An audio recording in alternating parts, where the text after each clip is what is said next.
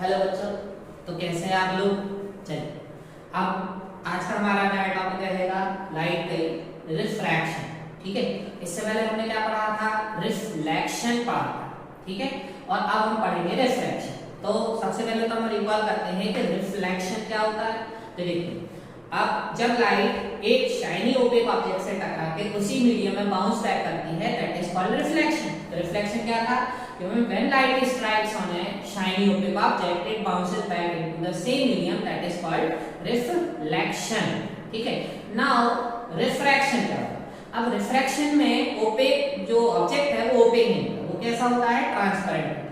तो कभी कभी क्या होता है कि लाइट जो है एक ट्रांसपेरेंट मीडियम से दूसरे ट्रांसपेरेंट मीडियम में जाती है। ठीक है, तो क्या हुआ कि जिस मीडियम में जा रही थी वो तो था ही, दूसरा वाला मीडियम भी ट्रांसपेरेंट है तो लाइट उसमें आर पार चली जाती है। तो उस समय पे जो होता है वो होता है रिफ्रैक्शन। ठीक है, अब देखो इसकी पहले डेफिनेशन समझो, फिर उसके बाद मैं उसको पूरा एक्सप्लेन करूँ। ठीक, तो समझ लीजिए इसकी सिंपल डेफिनेशन क्या हो जाएगी, the bending of light when it goes from one transparent medium to another transparent medium is called simply called refraction. यानी कि जब एक लाइट रे एक ट्रांसपेरेंट मीडियम से दूसरे ट्रांसपेरेंट मीडियम में जाती है तो वो कहीं ना कहीं अपने जो उसका रास्ता है यानी कि जो उसका पाथ है उससे बेंड हो जाती है।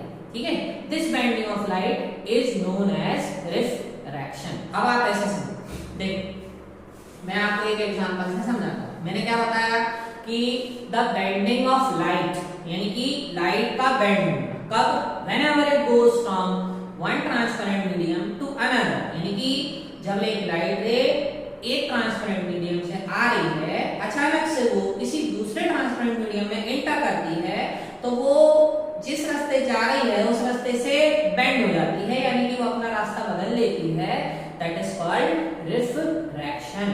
ठीक है, ओके। अब देखो, अब सपोज ये यहाँ पे हमारा क्या है, एयर है। एयर एक ट्रांसपेरेंट मीडियम है, आपको पता है। अब एयर से लाइट किसमें गई, ग्लास में गई, वाटर में गई, किसी भी मीडियम में। ठीक है, तो एयर एक ट्रांसपेरेंट मीडियम है, दूसरा ट्रांसपेरेंट मीडियम है ग्लास। अब क्या हुआ, ये आपको पता है ये perpendicular to the surface normal होता है, ये क्या है, नॉर्मल। अब यहां से लाइट रे ऐसी आ रही। अच्छा, एक बात और याद रखना, रिफ्रैक्शन तभी होगा जब लाइट रे तिरछी यानी कि ऑब्लिकली इंसिडेंट हो। तो ये लाइट रे ऑब्लिकली यानी तिरछे रूप से यहां से आ रही है, ये इनकमिंग लाइट है। अब लाइट को जाना चाहिए कैसा, ऐसा जाना चाहिए। आप देखो भाई, सीधा रास्ता, लाइट तो हमेशा स्ट्रेट लाइन में ट्रैवल करती है, तो लाइट को कैसे जाना चाहिए, यहां से आ रही है उसी रास्ते जाना चाहिए। लेकिन लेकिन लेकिन होता क्या है, ये या तो नॉर्मल की तरफ बेंड हो जाएगी या अवे फ्रॉम द नॉर्मल हो जाएगी। तो फॉर पर्टिकुलर दिस केस ये ऐसी बेंड है, कैसी हो जाएगी भाई, जाना चाहिए था सीधी, लेकिन सीधी न जाके वो ऐसी बेंड हो जाएगी। तो दिस इज कॉल्ड रिफ्रैक्शन। अब आप बोलोगे सर ये यहाँ पे हो गई, इधर दूर क्यों नहीं गई, तो उसका भी कुछ लॉज होते हैं। तो उसके लिए सबसे पहले आपको मैं बता देता हूँ, आप दो टर्म्स याद रखिएगा, optically rarer medium and optically denser. तो आप अपन पहले देखते हैं ऑप्टिकली रेयरर मीडियम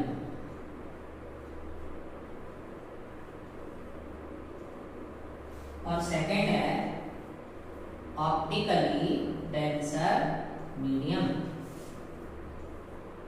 अब ये रेयरर और डेंसर क्या होते हैं भैया, आप क्या बता रहे हैं, आप सोच रहे हो ये क्या बता रहे हैं। तो बहुत ही सिंपल तरीके से मैं समझाता हूँ। देखो, आप डेंसिटी का मतलब क्या समझते हो, डेंसिटी आई होप जानते हो। देखो, डेंसिटी का मतलब जिस कोई भी मीडियम या कोई भी सब्सटेंस अगर उसके पार्टिकल्स बहुत पास आते यानी कि बिल्कुल घने घने, तो आप कहोगे दैट इज डेंसर, और जिसके पार्टिकल दूर दूर होंगे तो वो कहोगे दैट इज लेस डेंसर। तो अब यहाँ पे राइट में हम उसके लिए जिसके पार्टिकल दूर दूर होते हैं उसको हम बोलेंगे ऑप्टिकली रेयरर मीडियम, और जिसके पार्टिकल पास होंगे उसको बोलेंगे डेंसर मीडियम। ठीक है, अब जैसे सपोज ये दो चीजें हैं, अब इसके पार्टिकल बहुत दूर दूर हैं, दिख रहा है आपको, है ना, और इसके पार्टिकल बिल्कुल पास है, ऐसे बिल्कुल पास पास घने घने। तो ये वाला क्या कहलाएगा, डेंसर। जिसके पार्टिकल पास पास होंगे वो डेंसर कहलाएगा, और जिसके पार्टिकल दूर दूर होंगे वो कहलाएगा रेयरर, रेयरर मीडियम। तो अब आपको कुछ बातें याद रखना, ठीक है। तो इसको मैं मिटाता हूं पहले, चलिए। तो अब whenever light goes from, अब एक बार ये जो एयर है और ये ग्लास है, दोनों में डेंसर मीडियम कौन सा है, किसके पार्टिकल ज्यादा पास पास है। आप एयर और ग्लास को कंपेयर करोगे तो ऑब्वियसली आपको समझ में आएगा कि ग्लास के पार्टिकल एयर के कंपैरिजन में ज्यादा पास पास है। तो ग्लास जो है वो कैसा है, डेंसर मीडियम, डेंसर है, और एयर, एयर क्या है, रेयर, ठीक है। तो whenever light goes from rarer medium to denser medium, जब कभी भी light ray optically rare medium से ऑप्टिकली डेंसर मीडियम में जाती है तो it bend towards the normal. तो देखो बेंड टुवर्ड्स द नॉर्मल मतलब नॉर्मल, नॉर्मल की तरफ बेंड हो जाता है। तो ये जाना चाहिए था सीधा, जाना चाहिए था, लेकिन वो क्योंकि ऑप्टिकली रेयर से डेंसर में जा रही है तो वो नॉर्मल की तरफ बेंड हो रही है। तो ये देखो नॉर्मल की तरफ बेंड हो गई, ठीक है। इसका उल्टा भी होता है, उल्टा कैसा, अभी उल्टे को समझने के लिए आप इधर देखो। तो यहाँ पे क्या हो गया कि अगर लाइट रे रेयर से कहां जा रही है, डेंसर, तो फिर वो कहां जाएगी, bend towards the normal, bend towards the normal, normal की तरफ बेंड हो जाएगी, ठीक है, समझ में आया। अब देखो इसका उल्टा, उल्टा मतलब कभी कभी ऐसा हो जाएगा कि लाइट रे कहां से कहां जाएगी, डेंसर से, ये जो डेंसर मीडियम है उससे कहां जाएगी, रेयर मीडियम में जाएगी। तो फिर क्या होगा, तो फिर वो नॉर्मल से दूर बेंड हो जाएगी, नॉर्मल से दूर बेंड हो जाएगी मतलब away from the normal, away, या पूरा लिखो, bends away from the normal, bend away from the normal. अब इसका मैं आपको डायग्राम से समझाता हूं, चलिए ये देखो, यही अपन उल्टा ले लेते हैं। तो ये हमारा सरफेस है, ऊपर हमारा मान लीजिए ग्लास ही है, ठीक है, ग्लास है, और नीचे क्या है, नीचे हमारी एयर है, नीचे एयर है। अब लाइट ये हमारा नॉर्मल हो गया, क्या हो गया, ये नॉर्मल।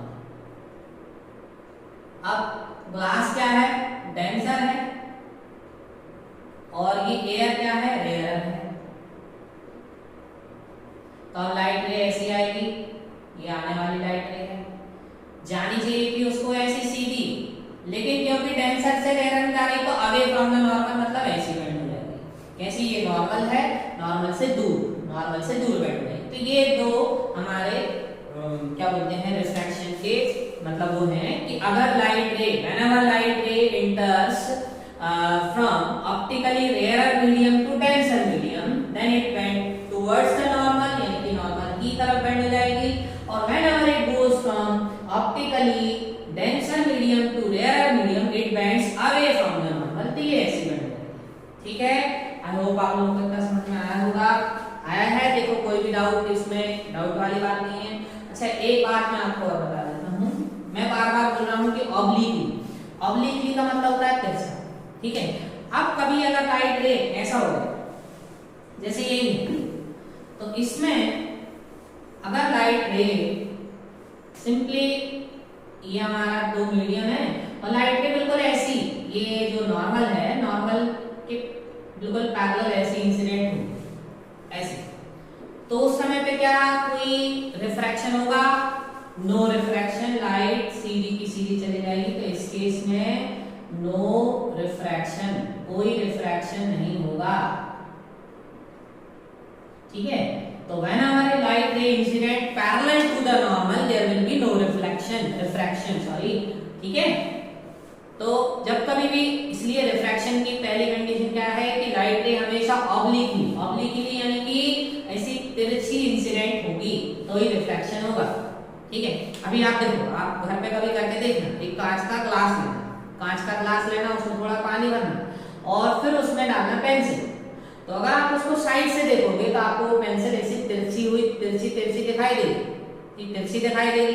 और अगर आप उसको बिल्कुल ऊपर से देखोगे मतलब सरफेस के बिल्कुल परपेंडिकुलर, तो आपको कोई उसकी तिरछी पेंसिल तिरछी दिखाई नहीं देगी। इट मींस दैट आप जो देख रहे हो वो बिल्कुल परपेंडिकुलर डायरेक्शन से देख रहे हो। परपेंडिकुलर डायरेक्शन से देखोगे तो कोई रिफ्रैक्शन नहीं होगा, कोई पेंसिल तिरछी दिखाई नहीं देगी। लेकिन अगर आप साइड से देखोगे तो आपको पेंसिल तिरछी दिखाई देगी, क्योंकि आपकी जो लाइट रेज है वो ऑब्लिकली इंसिडेंट हो रही है, तो रिफ्लेक्शन होता है। ठीक है, अब भाई ये रिफ्लेक्शन होता क्यों, ये बता दिया हमने बता दिया क्या कि रिफ्रैक्शन क्या होता है। रिफ्लेक्शन कब होता है? The bending of light when it goes from one transparent medium to another transparent medium is called refraction. ये हमने बता दिया। ये भी बता दिया कि whenever it goes from rare medium to denser medium it bend towards the normal, और whenever it goes from denser medium to rare medium it bends away from the normal. ये भी हमने बताया। ठीक है, अब भाई क्यों होता है रिफ्लेक्शन? लाइट को क्या पड़ी है लाइट को कि मैं बेंड हूं। ठीक है, तो आप ऐसे समझो इसका रीजन है।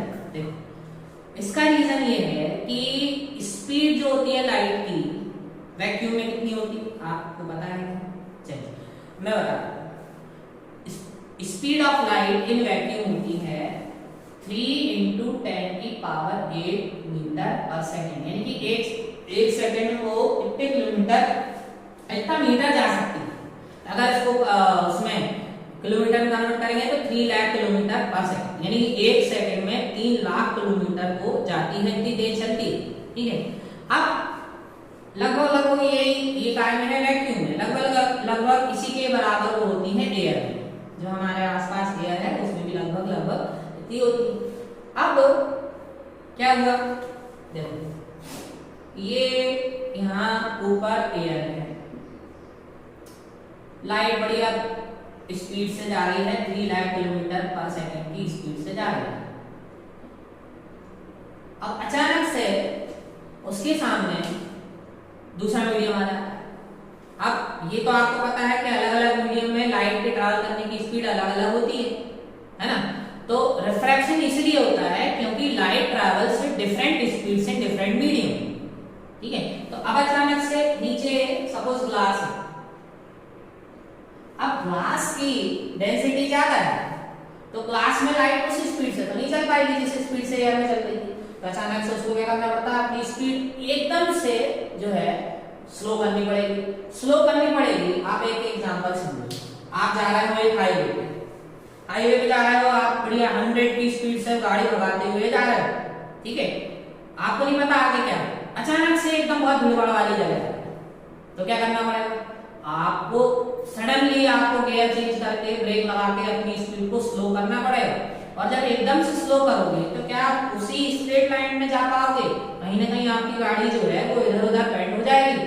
अगर केयरफुली नहीं किया तो अगर बाइक तो बदल भी सकती। ठीक है, तो ये इसके साथ होता है कि भाई ये जाना चाहिए था इधर, लेकिन क्योंकि एकदम से इसकी स्पीड में चेंज होता है तो ये अपने रास्ते से बेंड हो जाती है और ऐसी हो जाती है। तो ये है रीजन का रिफ्रैक्शन का। ठीक है, समझ में आते हैं? अब आप इसको समझो कि व्हाई रिफ्रैक्शन अकर्स, मतलब क्यों होता है refraction? Refraction occurs because due to the fact that the speed of light is different in different mediums. ठीक है, अगर आप रेयर मीडियम की बात करोगे तो रेयर मीडियम में पार्टिकल्स दूर दूर होते हैं, तो आप लाइट आसानी से जा सकती है ज्यादा स्पीड से, जैसे कि यहाँ पे जा रही है। जैसे ही डेंसर मीडियम में जाती है तो क्योंकि पार्टिकल्स पास पास हैं, भीड़ वाली जगह आप एज्यूम कर सकते हो, तो वहां पर लाइट को अपनी स्पीड एकदम से जो है स्लो करनी पड़ती है। तो जब लाइट स्लो होती है तो फिर वो उसी रास्ते से नहीं जा पाती, वो बेंड हो जाती है ऐसे। ठीक है, इसका उल्टा भी, अभी अगर यहाँ पे एयर होता, यहाँ पे ग्लास होता, तो ग्लास में लाइट की स्पीड कम है, अगर आप उसमें देखोगे तो शायद वो इससे कम होती है। ठीक है, 2 × 10⁸ लगभग होती है, तो कम स्पीड से जा रही है। और एयर में जो है वो अचानक से उसकी स्पीड क्या होगी, बढ़ेगी। ये तो अब आप सोचो, बाइक चलाई है सब लोगों ने, बाइक चलाई है, तो जब हम चलाना सीखते ही हैं तो जो अपने को सिखाता है वो बार बार कहता है भाई फर्स्ट गियर डाल के एकदम से क्लच मत छोड़ देना, नहीं तो गाड़ी खड़ी हो जाएगी, है ना। हुआ है सबके साथ, देखो मेरे साथ तो हुआ है, ठीक। तो जब अपन गाड़ी चलाना सीखते हैं, बाइक चलाना, तो फर्स्ट गियर डाल के और उसको धीरे धीरे करके अपन ऐसे छोड़ते हैं क्लच को, एकदम से छोड़ दो तो क्या होगा, एकदम गाड़ी झटका लेगी। तो ऐसे ही इसके साथ होता है, आराम से आ रही है, अब अचानक इसकी स्पीड बढ़ गई तो बढ़ गई, तो ऐसी पैदल चली जाती है, ठीक है। तो वो रियल लाइफ एग्जांपल्स के साथ उसको मैच करके देखोगे तो जल्दी समझ में आएगा। तो ये होता है रिफ्रैक्शन का कारण। तो ये पूछते हैं कि भाई रिफ्रैक्शन क्यों होता है, चलो कोई तुमसे पूछ ले कि चलो भाई रिफ्रैक्शन क्या होता है, तो आप बता दोगे कि bending of light when it goes from one transparent medium to another is called refraction, ठीक है, ये बता दें। फिर आप उसको और डिटेल बता दो कि जब रेयर एक्सीडेंट समझ आती है तो नॉर्मल की तरफ बेंड हो जाती है, जब डेंसर से रेयर बन जाती है तो नॉर्मल से आगे हो जाती है, ये भी बता दोगे। अब वो आपसे पूछेगा थोड़ा सा डीप में कि भाई can you tell me why refraction occurs, ठीक है। तो आप यहाँ पे क्या बोलोगे, refraction occurs due to the fact that speed of light is different in different mediums and air और vacuum its speed is very high, that is 3 into 10 to the power 8 meter per second, but when it goes from the air to any other medium which is denser than air, then its speed will also slows down, and due to that sudden change in its speed, क्या होगा, it will change its direction, therefore refraction occurs, ठीक है। तो ये तुम्हारा refraction क्या होता है, कैसे होता है और उसको रिफ्रैक्शन होने का कारण क्या है, ये सब मैंने आपको बता दिया, ठीक है। अब याद करो रिफ्लेक्शन के हमने 2 लॉ पढ़े थे, सिमिलरली यहाँ पे रिफ्रैक्शन के भी 2 लॉ है, ठीक है। रिफ्रैक्शन के 2 लॉ, तो अब चलो तो हमारे पास अब अगला टॉपिक क्या रहेगा, laws of refraction, laws of refraction, ठीक है। लॉज ऑफ रिफ्रैक्शन, तो अभी रिफ्लेक्शन के 2 लॉ याद करो। पहला लॉ क्या था, incident ray, reflected ray, point of incidence and normal all lies in the same plane. तो वो वाला लॉ यहाँ भी रहेगा कि इंसिडेंट रे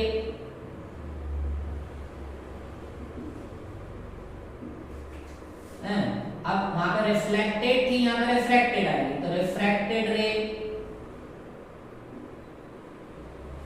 ठीक है, point of incidence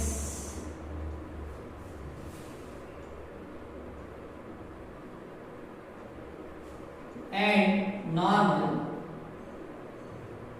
all lies in the same plane,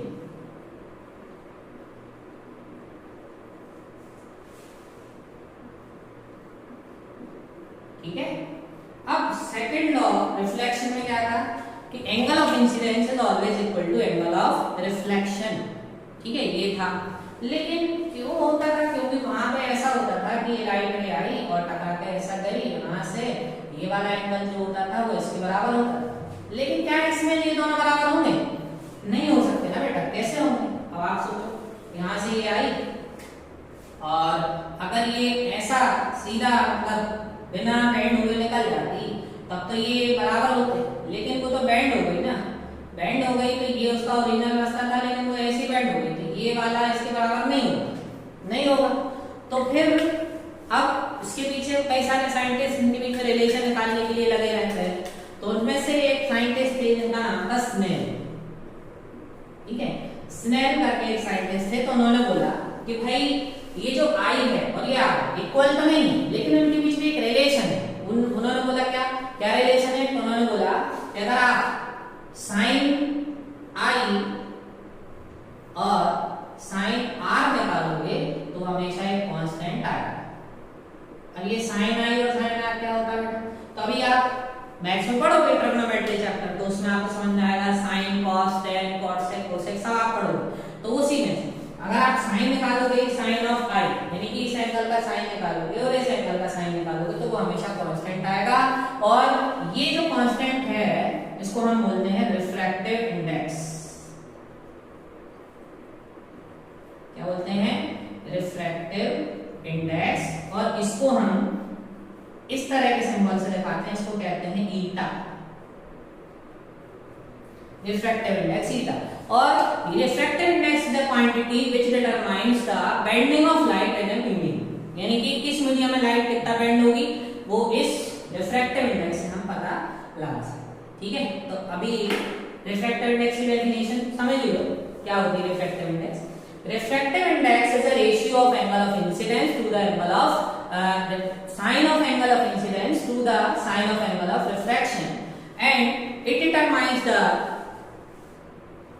determines the how much, या फिर बोलेंगे extent of bending of light in a medium, यानी किस मीडियम में लाइट कितना ज्यादा बेंड होगी वो उसके रिफ्रैक्टिव इंडेक्स से पता लगाएंगे। जितना ज्यादा रिफ्रैक्टिव इंडेक्स उतना ज्यादा लाइट बेंड होगी, और जितना कम रिफ्रैक्टिव इंडेक्स उसमें उतना कम बेंड होगी। ठीक है, ये हमारा यहाँ पे आज का टॉपिक खत्म होता है। अब देखो हमने रिफ्रैक्शन पढ़ लिया, अब हम पढ़ेंगे क्या पढ़ेंगे, अब हम पढ़ेंगे कल से लेंसेज।